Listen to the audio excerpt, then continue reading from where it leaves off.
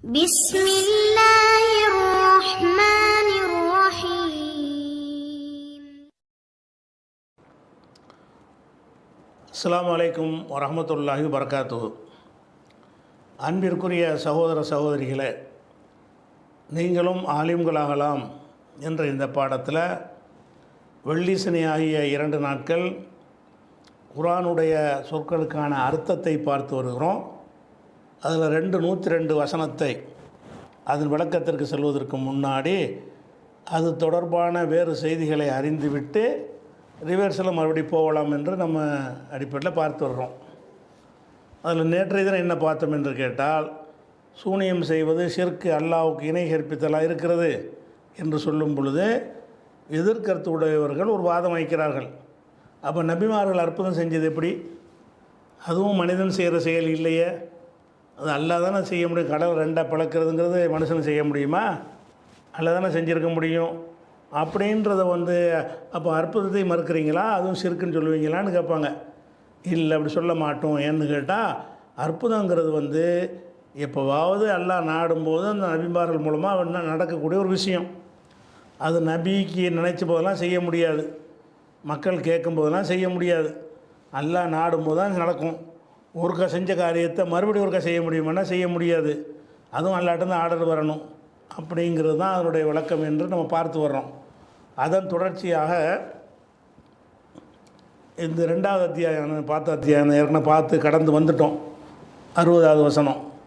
அதில் என்ன வருதுன்னு கேட்டால், ஓ இதிஸ்தஸ்கா மூசாலி கௌமிகி, மூசா நபி அவர்கள் தன் சமுதாயத்திற்காக இஸ்தஸ்கான்னா தண்ணீர் கோரினார், மழை வேண்டினார், தண்ணீர் வேணும்னு கேட்குறார்.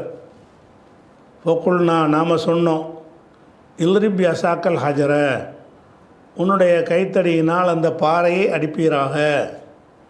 சொன்ன உடனே ஃபன் ஃபஜரத்து மின்ஹு, அதிலிருந்து பீரிட்டு ஓடியது இஸ்னத்தா அஷரத்து ஐனன், 12 நீரூற்றுக்கள் வந்தன அப்படின்னு அந்த வசனம் 2:60 சொல்லப்படுது. அப்போ மூசா நபிகிட்ட அந்த தெருத்துருவா சுற்றிட்டு இருக்காங்கல்ல இஸ்ரவேலர்கள், நாடற்றவர்களாக சுற்றிக்கிட்டு இருக்காங்க. அப்போ ஒரு இடத்துல போகிறாங்க, தண்ணி இல்லை, தண்ணி பஞ்சம், தண்ணிக்கு முறையிடுறாங்க.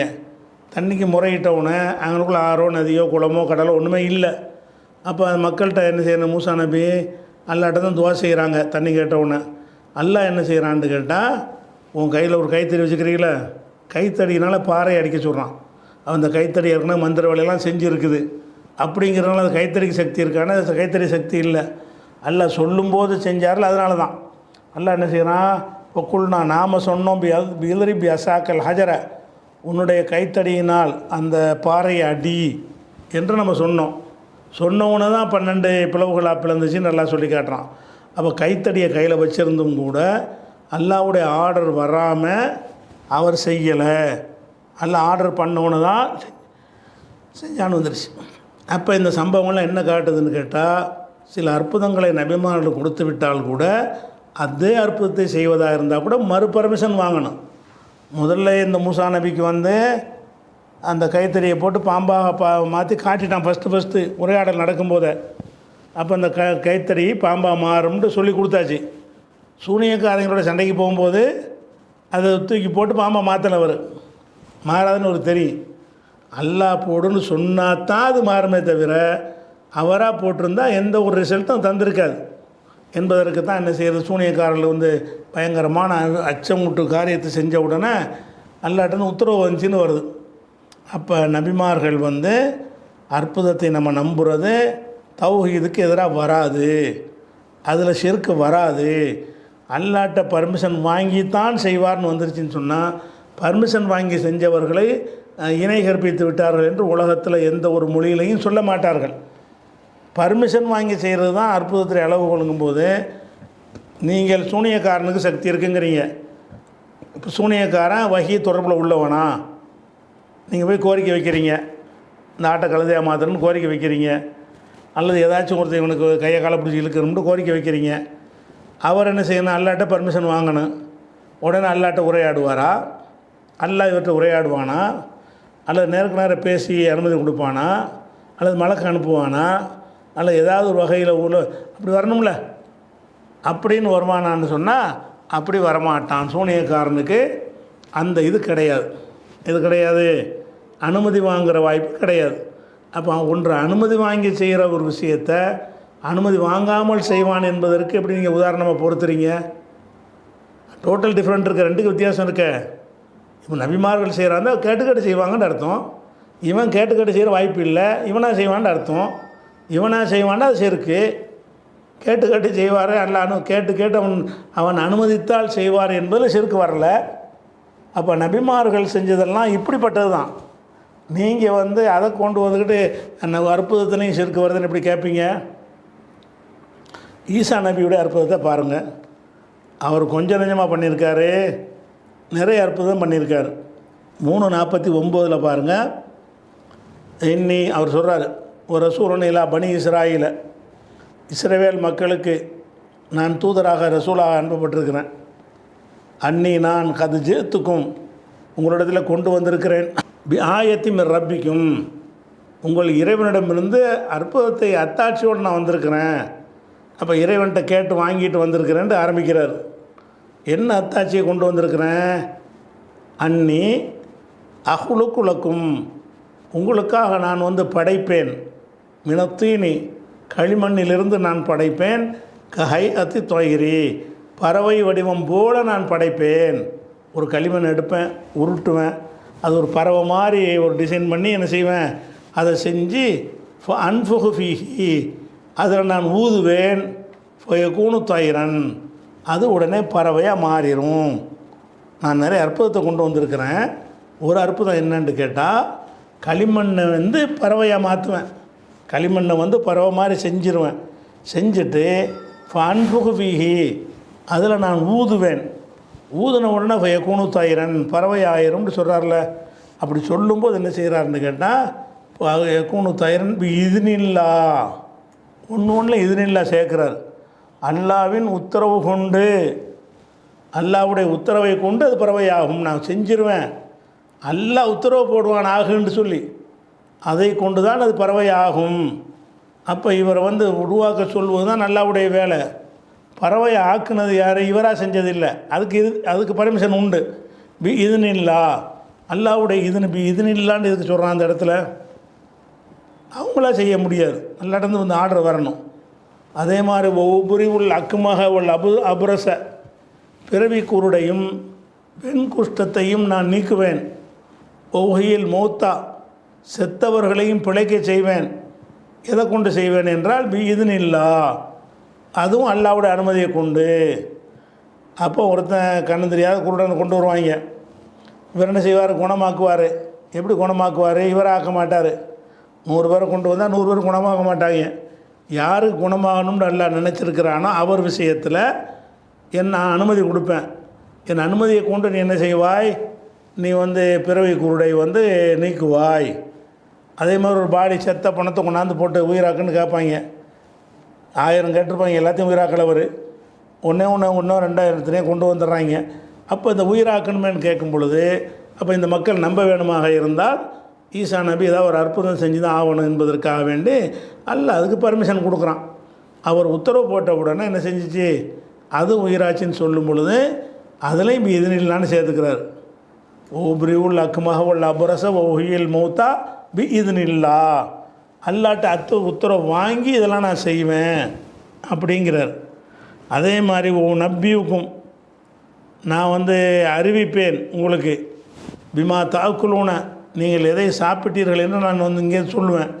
உமா தத்தகிருன யூத்திக்கும் உங்கள் வீடுகளில் எதை சேமித்து வைத்துக் கொள்வீர்களோ அதை பற்றி நான் உங்களுக்கு சொல்லுவேன் அப்படின்னு சொல்கிறார். 3:49 சொல்கிறார். அப்போ இதில் என்ன நம்ம கவனிக்கணும்னு கேட்டால், ஈசா நபி பெரிய பெரிய அற்புதம் செய்கிறாங்க. செத்தால உசுராக்குறங்கிற இவ்வளோ பெரிய அற்புதம். அதை செய்கிற ஆற்றல் அவங்களுக்கு இருந்துச்சா? இல்லை. அதை செய்கிறதா இருந்தால் கூட இறைவா என்னை தூதர் நம்ப மாட்டேங்கிறாங்க, நம்புறதுக்கு ஏதாவது ஒரு அற்புதத்தை கொடு அப்படின்னு கேட்க, அவர் இறந்தவரை தூக்கிட்டு வர சொல்லு அப்படின்னு சொல்ல, அல்லாஹ் எந்திரிப்பான்னு சொன்னோன்னே அவர் எந்திரிச்சிடுறார். அப்போ அல்லாட்ட அனுமதி பெற்றுத்தான் அந்த காரியத்தை அவர் செஞ்சுருக்காரே தவிர ஈசா நபி அவராக செய்யலை என்றதுனால தான் ஒவ்வொன்றிலையும் இதுனில்லான்னு சேர்த்து வந்திருக்கு. அல்லாஹ்வின் அனுமதியை கொண்டு செஞ்சார்னு வருது. அதே மாதிரி வந்து 5வது அத்தியாயத்தில் 110 என்ன வருதுன்னு கேட்டால் ஈசா நபிட்ட அல்லாஹ் பேசுகிறான். இது கால அல்லாஹு யா ஈசா மரியம், மரியமுடைய மகன் ஈசாவே, உதுக்கூர் நேமத்தி அலைக்க வாலிதத்திக்க, உனக்கும் உன் தாயாருக்கும் நாம் செய்த அருளை எண்ணிப்பார். இது ஐயத்துக்கு பிரூஹில் குதுசி, பரிசுத்த ஆவியை கொண்டு உன்னை பலப்படுத்தினேன். கல்லிமுன் நாசபில் மகதி, தொட்டிலும் நீ குழந்தை பருவத்திலும் நீ பேசினாய். கஹலன் இளைஞராக இருக்கும்போதும் பேசியிருக்கிறாய். இது அல்லம் துக்கல் கிதாப உள் ஹிக்மா தௌராத்து உள் இஞ்சில், உனக்கு ஹிக்மத்து தௌராத்து இஞ்சில் கிதாபு இதெல்லாம் வந்து இறக்கணும் அப்படின்னு சொல்லிவிட்டு இது அல்லம் துக்க அல் கிதாப உள் ஹிக்மத்தை தௌராத்தை, உனக்கு தௌராத்தையும் ஹிக்மத்தையும் இஞ்சிலையும் கற்று தந்துட்டேன்னு சொல்லிட்டு அப்புறம் அற்புதத்தை பற்றி சொல்லப்படுது. இது தகவலுக்கு மின தூய்னி, களிமண்ணிலிருந்து நீ படைப்பாய். ஈசா நபியை நோக்கி அல்லாஹ் பேசுகிறான். இது தகவலுக்கு மின தூய்னி, களிமண்ணிலிருந்து நீ வந்து படைப்பாய். கஹையத்தி தொயிரி, பறவையின் வடிவத்தை போல நீ படைப்பாய். எப்படி படைப்பாய்? இது நீ என் பர்மிஷனோட, என் உத்தரவோடு நீ அதை படைப்பாய். இப்போ தன்ஃபுகு ஃபீஹா, அதில் நீ ஊதுவாய். இப்போ தக்குவனு தயிரம்பி இது நீ என்னுடைய அனுமதியை கொண்டு அது பறவையாமா. 2க்கும் அனுமதி வாங்குறார் அவர். அதான் களிமண் மாதிரி உருட்டுறார, உருட்டி வச்சுக்கிட்டு அல்லாட்ட வந்து அனுமதி கேட்க மாட்டார். ஏன் அல்லா இந்த மாதிரி பறவையை உருட்ட போகிறேன், கொக்கு மாதிரி செஞ்சு கேட்குறாங்க. உதாரணத்துக்கு கொக்கு மாதிரி இப்போ செய்ய போகிறேன், செய்யட்டுமா? செஞ்சுக்க. செஞ்சு முடிச்சுட்டாரு. எல்லாம் செஞ்சு முடிச்சுட்டேன், உசுறு கொடுக்கணுமா, என்ன செய்தின்னொன்னே அல்லா ஊதிடுவான். அப்போ 2க்கு அனுமதி கேட்குறாரு. இது தகவலுக்கு மினத்தீனி, களிமண்ணிலிருந்து நீ படைப்பாய். இயேசுவே நீ படைப்பாய். எது மாதிரி படைப்பாய்? ஹையத்தி தொயிரி, பறவை வடிவத்தை போல நீ படைப்பாய். படைக்கும்போது இது நீ என் அனுமதியோடு நீ படைப்பாய். அதுக்கப்புறம் இப்போ தன்ஃபுகு ஃபீஹா, அதில் நீ ஊதுவாய். இப்போ தக்கு தயிரன், அது பறவையாக மாறிடும். இது நீ எனது அனுமதியோடு. அப்போ பறவை மாதிரி செய்கிறதுக்கு ஒரு பர்மிஷன், அது பறவையாக மாறுவதற்கு ஒரு பர்மிஷன். 2க்கும் பிறகு தான் என்ன செய்யாது, பறவையாக மாறும் என்று இதில் அல்லாஹ் வந்து சொல்லி காட்டுகிறான். அதே மாதிரி வந்து துபுரிவுல் அக்குமகவல் அபரசபி இது நீ, அக்குமக அபரசுகளை என்ன செய்கிறீங்க, என்னுடைய அனுமதியை கொண்டு நீ வந்து குணமாக்குவாய். அக்குமகன்னா வந்து பிறவிலே குருடாக இருக்கிறவன், அபரசுன்னா வெண்குஷ்டம் குஷ்டரோகியாக இருக்கிறவன். இது துஹுரிஜுல் மௌத்தா, மௌத்தானவர்களை நீ உயிராக்குவாய். இது நீ என் அனுமதியை கொண்டு. இப்படியெல்லாம் ஈசா நபிட்ட நான் சொன்னேங்கிறான். 5வது அத்தியாயத்தில் 110வது வசனத்தில் நல்லா சொல்லி காட்டுறான். அப்போ ஈசா நபி செஞ்ச அற்புதத்தை நம்ம பார்க்கும் பொழுது, அந்த நபி செஞ்ச அற்புதங்கள் எப்படி தான் அவர் செஞ்சுருக்கிறாரு. அல்லாட்ட வந்து பெர்மிஷன் கேட்பார். அல்ல அனுமதி கொடுத்தவுடனே அதுக்கப்புறம் தான் செய்வார். அப்படி தான் செஞ்சுருக்கே தவிர நீனா செய்யலைன்னு எல்லாம் சொல்லி காட்டுறான். அப்போ இப்படி அல்லாட்ட அனுமதி வாங்கி கொண்டு வந்து நபிமார்கள் செய்கிறார்கள் என்று சொன்னால், அதை கொண்டு வந்து சூனியக்காரனுக்கு இப்படி பொருத்துவீங்க. சூனியக்காரன் வந்து நீங்கள் என்னத்தை ஒத்துக்கிறன்னு முதல் அடிப்படையை விளைவிக்கணும், இறுதி நபி ரசூலுடான்னு விளைவிக்கணும். ரசூல்லாவோட வகையெல்லாம் முடிஞ்சு விட்டது, யாருக்கும் வகி வராது. யாருக்கும் வகி வராதுங்கும்போது அப்போ சூனியக்காரனுக்கு வந்து அனுமதி வந்து வகையிலான வரணும். அல்ல அனுமதி கொடுத்தான் என்றால் நபிமார்களுக்கு அனுமதி கொடுத்தான். அது எதில் வந்துடும்? வகையில் வந்துடும். மூசாவே செஞ்சுகொள், இப்ராஹிமே செஞ்சுகொள் இப்படின்னு அல்லாஹ் சொல்லிட்டான்னு சொன்னால் அது வந்து வகையில் வந்துடுது. ரைட்டு. சூனியக்காரனுக்கு எப்படி வர அனுமதி எப்படி வரும்? அவன் வந்து யார் கூடிய வேணாலும் கெடுப்பேங்கிறான், யாரை வேணாலும் முடக்குவேங்கிறான், யாரை வேணாலும் படுத்தபடி ஆக்கிடுவேங்கிறான், யாரை வேண்டாலும் சாவடிச்சிருவேங்கிறான், என்ன வேண்டாலும் செய்வேன் மந்திரத்தினாலேங்கிறான். சரிப்பா நீ செய், ஒத்துக்குறோம், நபிமார்கள் மாதிரி செய்ய போறியா செய். அப்படி செய்கிறதா இருந்தால் நீ பர்மிஷன் வாங்குவியா அல்லாட்ட? பர்மிஷன் வாங்கினாலும் இதுன்னு வேணுமே, பர்மிஷன் வாங்குகிற ஆர்டர் இல்லையே. அப்போ அல்லாஹ் வந்து பர்மிஷன் கொடுத்தான் என்று நீ காட்டினா தான் இது வந்து நிற்குமே தவிர செருக்கு இல்லைண்டாவுமே தவிர, அல்லாஹ் பர்மிஷன் கொடுக்காத ஒரு விஷயத்துக்கு நீ என்ன செய்கிறீங்க, அல்லாஹ் பர்மிஷன் கொடுத்தால்னு ஒரு வார்த்தையை போட்டு செருக்கு இல்லைண்டாக்க பார்க்குறீங்க. அப்போ நபிமார்களுடைய செயலை அற்புதத்தை நம்புவது வந்து சிற்கில் வராது. சூனியக்காரனுக்கு ஆற்றல்னு சொன்னால் என்னவாயிரும், சிற்கில் வரும். இது ஒரு விஷயத்தை விளைவிக்கணும். அடுத்ததாக இப்போ இந்த சாமுரி ஒரு அற்புதம் செஞ்சுருக்கிறான். இது நபிமார்களை விட்டுருங்க. நபிமார்கள் வந்து அல்லாட்ட அனுமதியை கொண்டு சில காரியத்தை செய்கிறாங்க. சரி, நபிமார்கள் அற்புதத்தை கொண்டு போய் சூனியக்காரனோட கம்பேர் பண்ணக்கூடாது, சரி விட்டுருவோம் என்று சொல்லி வேற ஒரு கேள்வி உங்கள்கிட்ட கேட்பாங்க. சாமுரின்ட்டு ஒருத்தர் என்ன செய்கிறான், மூசா நபி காலத்தில் அவங்கள வந்து அல்லாஹ் வந்து தூர் சீனா மலைக்கு வர சொல்லிட்டான். ஹாரூன் நபி பொறுப்பில் அந்த சமுதாயத்தை ஒப்படைச்சிட்டு அவங்க அங்கே போயிடுறாங்க. போகிறதுக்கு இடையில் என்ன ஆகுதுன்னு கேட்டால், அவன் வந்து மூசா நபி போன அந்த குதிரையுடைய காலடி மண் எடுத்து தங்கத்தினால் ஒரு காளை மாடு மாதிரி செஞ்சு அதுக்குள்ளே அந்த மண்ணள்ளி போட்டவுடனே அதுலேருந்து ஒரு சத்தம் வருது. காளை மாடை தங்கத்திலாம் செய்கிறான். தங்கத்தில் செய்யும் பொழுது அது ஜசதாக மாறுனுச்சுங்கிறான். ஜசதுண்டா என்னது, நகமோ ரத்தமோ சதையும் இருக்குமே, அதுக்கு பேர் தான் ஜசது. ஜசது உள்ளதாக மாறுகிறது, அதில் சத்தமும் வருகிறது. இப்படி மாற்றிவிட்டான். மாற்றின உடனே அந்த மக்கள் பூரா வந்து என்ன செஞ்சிட்டாங்கன்னா காளை மாட்டை வணங்க ஆரம்பிச்சிட்டாங்க. ஏன் வணங்க ஆரம்பிச்சிட்டாங்க, மூசா நபி இறைவனை தேடிக்கிட்டு போகிறார். இறைவன் இதை இங்கே தான் இருக்கார், சத்தம் போட்டுருக்கிறார்ல, இதான் அவங்க இறைவன் சொல்லிவிட்டான். மூசா தப்பாக வழி நினைச்சு போகிறாரு. மூசா சொன்னார்ல அந்த இறைவன் இது தான் அப்படின்னு சொல்லி காளை மாடில் ஒரு சத்தம் மாதிரி வந்துச்சுல, அந்த சத்தத்தை வச்சு என்ன செய்கிறான்னு கேட்டால் இவர் தான் கடவுள் என்று சொன்னோன்னே அதை நம்பிட்டாங்க. ஹாரூன் நபி எவ்வளோ சொல்லி பார்க்குறாரு, கேட்கலை. எல்லோரும் காளை மாட்டை வணங்கக்கூடியவங்களாக மாறிட்டாங்க. அப்போ மூசா நபி வர்றாங்க, கடும் கோபத்தில் வர்றாங்க, இருக்கிற தௌராத்தையே தூக்கி வீசி எரிகிறாங்க கோபத்தில். அவ்வளோ ரத்தம் சிவக்கன்னு செய்கிறாங்க. வந்து ஏன்னா அந்த மாதிரி பண்ண ஹாரூன்ட்டு வர சண்டைக்கு போகிறாங்க, அவங்கள்ட்ட வர சண்டைக்கு போகிறாங்க. இப்படிலாம் நடக்கிற ஒரு சம்பவம் தான் அந்த சாமுரியுடைய சம்பவம். இந்த சாமுரிங்கிறவன் ஒரு அற்புதத்தை அவன் செய்கிறான். மண்ணள்ளி போட்டான், அப்படி நடந்து விட்டது. அவன் செஞ்சாண்ட உடனே அவனுக்கு நடக்கும்போது அது சிறுக்கா வரலையா கேட்பாங்க. சாமுரி வந்து தங்கத்தில் ஒரு சிலை மாதிரி செஞ்சு அதில் ஒரு மண்ணள்ளி போட்ட உடனே நிஜ சிலைகள் மாதிரி சதை உள்ளதாக அது மாறிவிட்டது என்று சொன்னால், அதிலிருந்து சத்தம் வந்தது என்று சொன்னால், இது யாருடைய செயல் மாதிரி இருக்குது, அல்லாஹ்வுடைய செயல் மாதிரி தானே இருக்குது. அல்லாஹ் தானே இப்படி செய்வான். அவர் சத்தம் வரக்கூடியதை சதை உள்ளதாக தங்கத்தை சதை உள்ளதாக ஆக்க முடியுமா, ஆக்க முடியாது. அப்போ அந்த மாதிரி ஆக்கி காட்டிட்டானே அப்படின்னு வரும் பொழுது, அப்போ இதை நீங்கள் குரானில் இருக்கிறனால நம்ப தான் செய்கிறீங்க. இதை நம்பும்போது என் சிகரை வந்து நம்ப மாட்டேங்கிறீங்க. சிகரில் செருக்குங்கிறீங்கல்ல, அது இங்கேயும் வருத. நபிமார்களை விட்டுருவோம், ஓகே. சூனியக்காரனுக்கு வருத. அப்போ சூனியக்காரன் ஒன்றை வந்து வந்து சாமுரிக்கு வருத. சாமுரிங்கிறவன் என்ன செய்கிறான், ஒரு தங்கத்தில் செஞ்ச ஒரு சிலைக்கு வந்து நகமும் சதையும் இறைச்சியும் உள்ள மாதிரி ஒரு வடிவமாக்குகிறான். அதிலிருந்து ஒரு சத்தத்தை வரவழைக்கிறான்.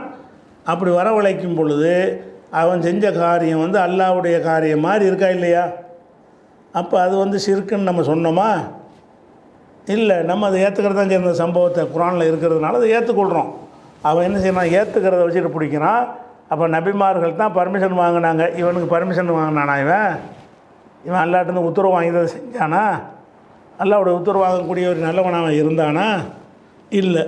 அப்போ சாமுரி செஞ்ச அற்புதத்தை வைத்து பார்க்கும் பொழுது சாமுரி செஞ்சதை நம்புகிற மாதிரி சூனியத்தை நம்பிட்டு போங்க அப்படின்னு ஒரு கேள்வி கேட்பாங்க. இந்த சாமுரிங்கிறவர்களை இவன் செஞ்ச அற்புதத்தை நீங்கள் விளைவிக்கணும். சில அற்புதங்கள் வந்து நாம செய்கிற அற்புதம்னு ஒரு வகை இருக்குது, நம்மிடமிருந்து வெளிப்படும் அற்புதம்னு ஒரு வகை இருக்குது. நாம செய்கிற அற்புதத்துக்கு தான் நம்ம உரிமை கொண்டாட இயலும்.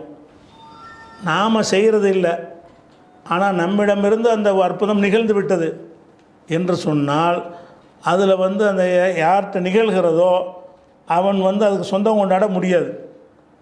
அதாவது ஒருத்தர்கிட்ட அற்புதம் நிகழ்வது என்பது வேறு, அவர் அந்த அற்புதத்தை செய்து காட்டுவது என்பது வேறு.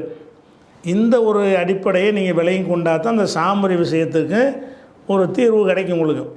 இப்போ உதாரணமாக நான் ஒரு 14 மாடி கட்டடத்தில் ஏறி எல்ஐசி மேலே ஏறி அங்கேருந்து குதிக்கிறேன். 14 மாடி உயரத்துலேருந்து குதிக்கிறேன். குதித்தவுடனே என்ன ஆகும் உலகத்தில்? உலகத்துடைய கணக்கு பிரகாரம் 14 மாடியிலேருந்து ஒருத்தன் குதிச்சான்னு சொன்னால் நேராக தரையில் வந்து விழுந்தான்னு சொன்னால் அவ்வளோதான், ஒன்றுமே எலும்புந்தோல்லாம் நொறுங்கி போயிடும், ஒன்றும் இருக்காது. அந்த அளவுக்கு என்ன செய்வான், சட்னி ஆயிடுவான்னு தெரிஞ்சு வச்சுருக்கிறீங்க. அதான் நடக்கும். அப்படி நடக்காமல் என்ன செய்ய, நான் குதிக்கிறேன், என்னமோ தெரியல, ஒன்றும் ஆகலை, எனக்கு என்னமோ நடந்து நினைஞ்சிருக்கு, எனக்கு எந்த ஒரு விபத்தும் இல்லாமல் நல்லா சிரிச்சுக்கிட்டு எந்திரிக்கிறேன். இப்படி எந்திரிச்சா இது ஒரு அற்புதம் தானே, இது அற்புதம். இந்த அற்புதம் வந்து நானாக நினைத்து பிளான் பண்ணி செஞ்ச ஒரு அற்புதமா, அல்லது எனக்கு தெரியாமல் என் மீது அல்லாஹ் நிகழ்த்தி காட்டிய அற்புதமா? எனக்கே தெரியாது. நான் குதித்தேன், எதுக்கு, கதை முடிஞ்சிரும்னு தான் குதித்தேன். குதித்தவொன்னே பார்த்தா ஏதோ அல்லாஹ் ஒரு குதிரத்தை கொண்டு நினைஞ்சிருக்கிறான், என்னைய காப்பாற்றிருக்கிறான்.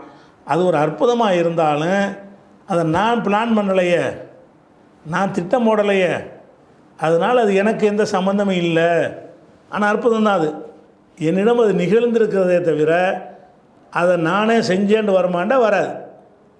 அதே மாதிரி வந்து ஒருத்தனை வந்து ஹாஸ்பிட்டல் ஒன்றே சேர்க்குறீங்க, சேர்த்தா முடிஞ்சிருச்சு, அவனுக்கு எல்லாம் சரியாக போய் சொந்தக்காரங்களாம் சொல்லி விடுங்கன்ட்டார். ஆளை கண்டிஷனை பார்க்குறாரு, நோயுடைய தன்மையெல்லாம் பார்க்குறாரு, எல்லாத்தையும் பார்த்துட்டு டாக்டர், பெரிய டாக்டர் என்ன சொல்கிறாரு, இவருக்கு இன்னும் 1/2 மணி நேரம் தான் வண்டி இழுக்கும், நீங்கள் சொந்த பந்தங்களுக்கெல்லாம் நான் சொல்லி அனுப்பிக்கிறங்க அப்படின்னு உங்களுக்கு சொல்கிறார். அப்போ சொன்னால் என்ன அர்த்தம், கதை முடிஞ்சுன்னு அர்த்தம். அப்போ கதை முடிஞ்சிருச்சு என்று சொல்லி தீர்மானித்த அளவுக்கு சொல்லி டாக்டர் சொல்லிவிட்டார். நீங்களும் அதை நம்பி எல்லாத்தையும் தகவலாம் சொல்லிவிட்டீங்க. 1/2 மணி நேரம் கழித்து பார்த்தா எந்திரிச்சிட்டு உட்காந்துருக்கான் சிரிச்சுக்கிட்டவன். இது அற்புதமாக இல்லையா? கெடுவிச்சாச்சு, முடிஞ்சு போச்சுன்னு தீர்மானம் பண்ணியாச்சு. தீர்மானம் பண்ண ஆள் பாடி ஆகணும். ஆனால் அவன் என்ன செய்கிறான், நோயாளியாக கிடந்தவன் 1/2 மணி நேரம் கெடு வச்சார்ல, அந்த 1/2 மணி நேரத்துக்கு இடையில் அவன் எந்திரிச்சு உட்காந்துட்டு பேசிகிட்டு இருக்கிறான் கலகலண்டு. அந்த நோயுடைய எந்த அறிகுறியுமே இல்லை. இப்படி இருந்தால் இது அற்புதமாக இல்லையா? இது அற்புதம். இந்த அற்புதத்தை அவனாக செஞ்சான், நம்ம உட்காரோன்னு அவனுக்கே தெரியாது. நம்ம கதை முடிஞ்சு போச்சுன்னு அவனை நினச்சான், எல்லோரும் நினச்சிருப்பாங்க. அப்போ எதனால் இது நடந்துச்சு என்று கேட்டால், அவர் மீது அந்த அற்புதம் நிகழ்ந்திருக்கிறதே தவிர அவரே அதை செஞ்சாரன்னா செய்யலை. நல்லா விளைக்கணும். ஒருவர் அவராக செய்வது என்பது வேறு, அவர் மீது நிகழ்வது என்பது வேறு. அவராக செய்கிறதுன்னா எப்படி, உதாரணமாக எல்ஐசிலேருந்து நான் குதிச்சேன்ல, குதித்து எனக்கு எந்த டேமேஜும் இல்லாமல் எந்திரிச்சிட்டேன், என்னுடைய திறமையில் ஆற்றலை கொண்டு குதித்து பார்த்து விட்டேன் அப்படின்னு நான் சொல்வேனே. ஆனால் அப்போ நீங்கள் என்ன செய்யணும், மறுபடியும் தூக்கிட்டு போய் எல்ஐசி மேலே வச்சு குதிக்க சொல்லணும். எனக்கு தான் சக்தி இருக்குல்ல, நான் என் சக்தியை கொண்டு தானே இப்படி பிழைச்சிக்கிட்டேன் என்று இருக்குமே. ஆனால் அதே செயலை இன்னொரு தடவை செய்வானவன், இன்னொரு மாடி நான் மாட்டேன்ருவான். அப்போ எனக்கே தெரியாதுப்பா, எப்படி நினச்சின்னு தெரியாது, என் மீது நல்லா நிகழ்த்திட்டாங்கிறது நிகழ்ந்தப்பறம் தான் எனக்கே தெரியும், எனக்கு அதுக்கு சம்மந்தம் இல்லைன்னு ஒத்துக்குருவான்லவன். அப்போ இந்த மனிதன் வந்து அதிசயமாக பிழைத்து கொண்டது என்பது அவன் மீது அல்லாஹ் அற்புதத்தை நிகழ்த்தியிருக்கானே தவிர அவன் தனக்குத்தானே செய்து கொண்ட அற்புதமா என்று கேட்டால் இல்லை அப்படின்னு பார்க்குறோம். அப்போ அந்த மாதிரி என்ன செய்யணும்னு கேட்டால், அற்புதங்களை வந்து ஒருவன் அற்புதம் செய்கிறான்னு கேட்டால் அவனே பிளான் பண்ணி செய்கிறானா, திட்டமிட்டு செய்கிறானா, நினைக்கும் போதெல்லாம் செய்வானா, திருப்பி திருப்பி செய்வானா, அப்படியான ஒரு தன்மை இருந்தால் தான் அவனே செஞ்சான்னு அர்த்தமாகும். ஆனால் பிரம்மாண்டமான அற்புதம் நிகழ்கிறது, அவன் மீது நிகழ்கிறது, ஆனால் அவனாக செய்யலை, அவன் நினைக்கும் போது நான் இன்னொருக்கா செய்ய முடியலை அப்படின்னு இருக்குமே. ஆனால் அப்போ நம்ம என்ன விளங்கிடுவோம், இந்த அற்புதத்தை அவன் செய்யவில்லை, அவன் மீது அது நிகழ்ந்திருக்கிறது. அதனால தான் என்ன செய்கிறேன்னு கேட்டால், அந்த நபிமார்களுடைய அற்புதத்துக்கு இதுக்கு இந்த வகையில் ஒரு வித்தியாசப்படும். இந்த நபிமார்கள் வந்து இந்த கைத்தறியை அடித்தோன்னா பாம்பா மாறுதுன்னு இருக்குல்ல, மாறுவதற்கு முன்னாடியே அல்லாட்ட இந்த ஆர்டர் வந்துடும். ஆர்டர் வந்த உடனே அவருக்கு என்ன தெரிஞ்சிடும், நாம் இதை அடிக்கிறோம், அடிப்பதால் இது பாம்பாக மாறும், மாறி எதிரியுடைய வித்தையை விழுங்கும் என்று அவர் தெரிஞ்சுக்கிட்டே இதை செஞ்சால் இது வரும் என்று தெரிந்து கொண்டே அதை செய்கிறார். என்னடால அறிவித்து கொடுத்துட்டான், அனுமதியின் மூலமாக அறிவித்து கொடுத்துட்டான். அப்போ நபிமார்கள் செய்கிற அற்புதம் எல்லாமே அவர்களுக்கு தெரிந்து அவர்களே செய்வது, அல்லாஹ்வுடைய அனுமதியோடு. மற்ற மாதிரி ஆட்களுக்கு நிகழ்கிற அற்புதம்னா என்னென்னு கேட்டால், அவர்களுக்கே தெரியாமல் அவர்களிடமிருந்து நிகழ்ந்து விடும். அவனாக செஞ்சான்னு கேட்டால் அவன் செய்யலை, அவனை சொல்லவும் மாட்டான். நான் எப்படிப்பட்ட சக்கராத்து காலில் இருந்து ஒரு பொழைச்சிக்கிட்டான்னு வைங்க, நான் எப்படிப்பட்ட ஆள் தெரியுமா, நான் எதாக இருந்தாலும் பொழைச்சிக்கிறோன்னு சொல்ல மாட்டான். என்னமோ தெரியலைங்க, நான் எல்லாம் காப்பாற்றிட்டான், நான் முடிஞ்சிருச்சுன்னு நினச்சேன் அப்படின்னு அவன் சொல்லுவான். அப்போ அந்த மாதிரியான அதிசயங்கள் வந்து காஃபிர்கிட்ட வரும், முஸ்லீம்கிட்ட வரும், ஆடு மாடு கழுதையில் கூட வரும், அதிசயங்கள் நிகழும். ஒன்றில் அதிசயம் நிகழ்வது என்பது வேறு, அந்த அதிசயத்தை அவர் நிகழ்த்துவது என்பது வேறு. நானே அதிசயத்தை நிகழ்த்துதல் என்பது வேறு, என் மீது ஒரு அதிசயம் நிகழ்வது என்பது வேறு. என்னை துப்பாக்கினால சுடுறாங்க, சுட்டா என்ன செய்யணும், நெஞ்சில் தான் சுடுறாங்க, நெஞ்சில் சுட்டா முடிஞ்சு போச்சு கதை. AK-47 வச்சு சுடுறாங்க, குறி வச்சு சுடுறாங்க, குறி கரெக்டாகவும் பட்டுருச்சு. இப்போ நான் என்ன செய்யணும், சாவணும். ஆனால் அல்லாஹ் என்னை சாவடிக்கக்கூடாது நினச்சி இருந்தான்னு சொன்னால், அவன் சுட்டான்ல, சுட்டு எனக்கு ஒன்றும் ஆகாது, எச்சரிச்சுட்டு நான் நிற்பேன்.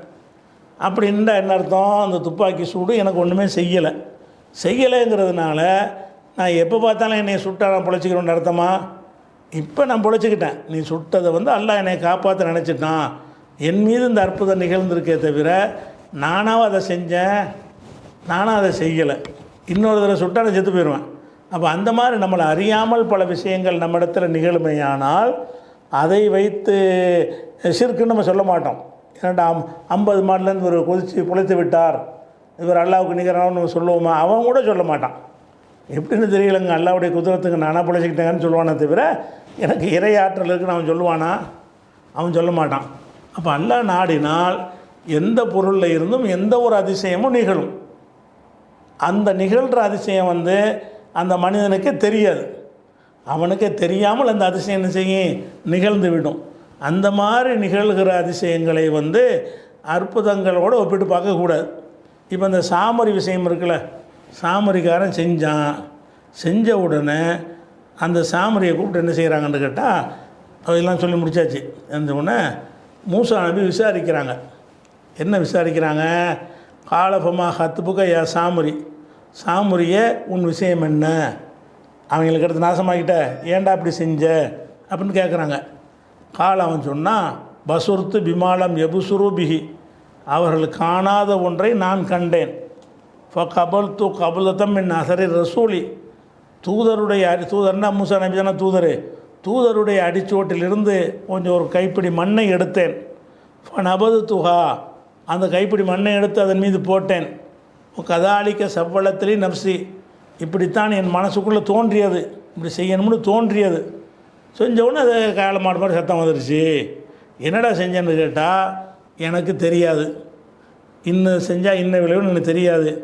தூதருடைய காலடி மண்ணை எடுத்து தூக்கி இதில் போட்டோன்னு சத்தம் கண்டுருச்சு. இப்படி போடுன்னு மனசில் ஒரு நப்சில் ஒரு எண்ணத்தை உதிச்சது, நான் செஞ்சிட்டேன், அவ்வளோதானே தவிர இந்த மண்ணை போட்டால் இப்படி வரும்ன்றது அது எனக்கு தெரியாது. நான் எப்போலாம் மண்ணள்ளி போகிறேன்னு அப்படிலாம் அது வரும்னு கிடையாது அப்படிங்கிற விஷயத்தை அவன் ஒத்துக்கிறான். எப்படி ஒத்துக்கிறான்? தற்செயலாக என்ன செய்கிறோம்னு கேட்டால், நம்ம சில காரியத்தை செய்கிறது நினைப்போம். உதாரணமாக ஒரு சின்ன ஒரு பளிங்கு கல் இருக்கிற சின்ன கல் எடுத்து ஒருத்தனை அடிக்கிறோம். அடித்தோடனே மண்டையில் போட்டு கரெக்டாக செத்து போயிடுறான். இந்த கல் வந்து அடித்து சாவானா? அந்த கல் வந்து சாவடிக்கிற அளவுக்கு உள்ள கல் அது இல்லை, சின்ன கல் தான். அப்போ சின்ன ஒரு 50 கிராம் இருக்கக்கூடிய ஒரு கல் எடுத்து நான் என்ன செய்யறேன், அடிக்கிறேன். அடித்தோன்னே ஒரு ஆழ்த்த மேலே பட்டு என்ன செய்யுது, ஆள் பொறுத்துன்னு கீழே ஒன்று செத்து போயிடுறான். இப்படி செத்து போயிட்டாங்கிறது வந்து, அப்போ எனக்கு வந்து இந்த பயங்கரமான பவர் இருக்கிறது, 50 கிராம் கல்லுக்குள்ளே ஆளை காலி பண்ணுற அளவுக்கு சக்தியை கொடுத்து நான் செஞ்சுட்டேன்னு அர்த்தமா? அதுக்கு அப்படி கிடையாது. நான் தூக்கி போடும்போது இவனை அடிக்கணும்னு என் மனசில் படம், அவன் சாவானான்னு எனக்கு தெரியாது, ஆனால் செத்துருவான். அப்போ அந்த மாதிரியாக என் மனசில் அப்படி தோன்றியதுன்னு சாமரி சொல்கிறான். எப்படி சொல்கிறான்? என்னப்பான்னு கேட்டவுடனே, கால பசுர்த்து, நான் பார்த்தேன், பிமாலம் எபுசுருபிஹி, இவர்கள் பார்க்காதவற்றை நான் பார்த்தேன். இப்போ கபலத்தன், ஒரு கைப்பிடி எடுத்தேன், நசரி ரசூலுடைய காலடி சோட்டிலிருந்து, அதாவது காலடி மண்ணிலிருந்து ஒரு கைப்பிடி மண்ணை எடுத்து போட்டேன். இப்போ கதாலிக்க சவ்வளத்திலி நப்சி, இப்படித்தான் என்னுடைய நப்சு எனக்கு வந்து மனசில் போட்டது, மனசில் தோன்றியதுங்கிறான். அப்போ என்ன செய்கிறாங்கண்டா மூசா நபி, அப்படியா, ஒன்லூர் நீ பாரு, இலாஹிக்க, உன்னுடைய கடவுளை பார், எந்த சிலையை கடவுள்னு மக்களுக்கு அறிமுகப்படுத்தினா அதை பாரு. என்னாச்சு? லனு ஹர்ரி கண்ணஹு, அதை சாம்பலாக ஆக்கி, சும்பல நன்சி பண்ணஹூ ஃபில்யமி நஸ்ஃபா, அதை கடலில் டோட்டலாக தூவிடுவோம், எல்லா பக்கமும் தூவி விட்டுருவோம் அப்படின்னு சொல்கிறாரு. அப்போ இவன் எதை கடவுள்னு உண்டாக்குனானோ அந்த காளமாட்டை எடுத்து தீயில போட்டு எரித்து கடலில் பரப்பி விட்டுருவோன்னு சொல்லி மூசா நபி சொன்னார்னு வருது.